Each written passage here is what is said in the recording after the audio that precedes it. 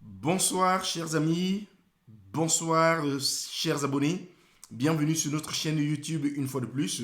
Aujourd'hui nous allons parler d'une thématique très importante d'un footballeur hors norme, hors pair, dont nous tous nous n'ignorons pas le nom. Il s'agit ici de Cristiano Ronaldo, le CR7, le TR7 comme on le dit en italien bien sûr. Qui est donc Cristiano Ronaldo?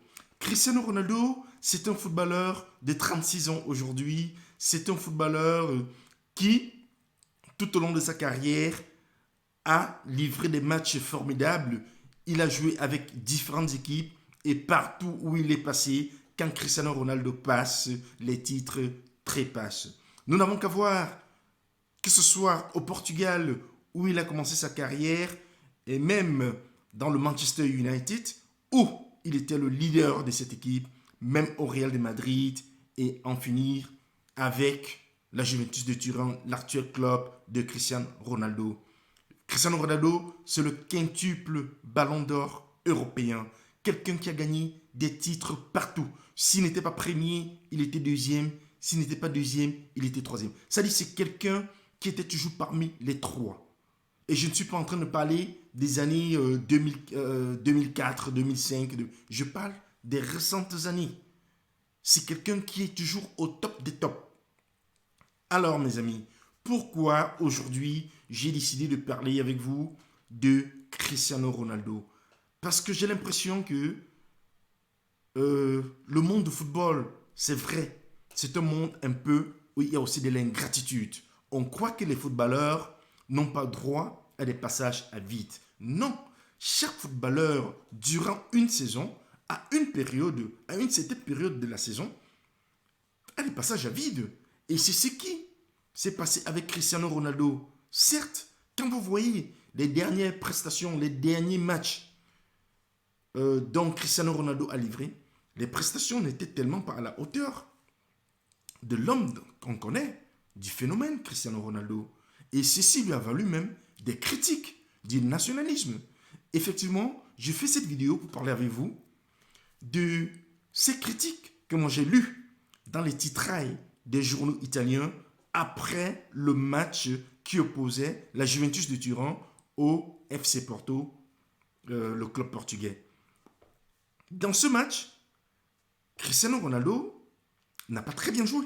Je suis tout à fait d'accord. Et quand on observe même le deuxième but des Portugais, c'était Cristiano Ronaldo était dans la barrière et il a sauté. Le ballon est juste passé au niveau de ses jambes et il a encaissé. Alors, les journaux italiens, tout de suite, ont dit que quand ils voient un club portugais, il ne joue pas. On l'a traité des nationalistes. Et ça, pour moi, je ne peux pas l'accepter. Parce que voilà un joueur où partout où il est passé, quand on l'a acheté, c'est pour gagner des titres de champion, des titres de Champions League, la coupe aux grandes oreilles. Et je pense que même la Juventus de Turin l'a acheté pour cela. Et n'oublions pas que ces récentes années, la Juventus de Turin a perdu, je pense, 2 à 3 finales de Champions League. Avec la présence de Cristiano Ronaldo, cette Champions League, qu'elle court après depuis 1996. Alors, il ne faudrait-il pas, il ne faudrait pas que, à cause d'une certaine, comment dirais-je, d'une certaine obsession, oui, de la Ligue des Champions, parce que la Juventus est un grand club qui a presque 30 à 32 titres de champion d'Italie. Si on doit compter aussi le titre qui lui avait été retiré lors du scandale italien, le scandale de football italien de 2006, c'est un club qui a pratiquement plus de 30 titres de champion et qui mériterait aussi des Ligues des Champions. Mais la Ligue des Champions, c'est la cour des grands. C'est pas n'importe qui gagne là-bas. Alors, il ne faudrait donc pas attribuer certaines erreurs, le fait que vous ne gagnez pas, à Cristiano Ronaldo. J'ai dit non. J'ai dit non. On ne peut pas le traiter des nationalistes. C'est quelqu'un qui a joué maintes fois contre les clubs portugais. Même quand il était au Real, il a joué contre les clubs portugais où il a eu des prestations sublimes. Il a gagné. Franchement, j'ai été un peu déçu de, de ces titrailles des journaux italiens. Cristiano Ronaldo, c'est un joueur dont on ne discute pas. Contrairement à Messi, si on peut faire un peu cet approchage, si je peux peut-être comparer les deux footballeurs. Messi aussi, c'est un grand joueur, mais il est resté statique. Statique au FC Barcelone, dont le FC Barcelone a construit autour de Messi une équipe.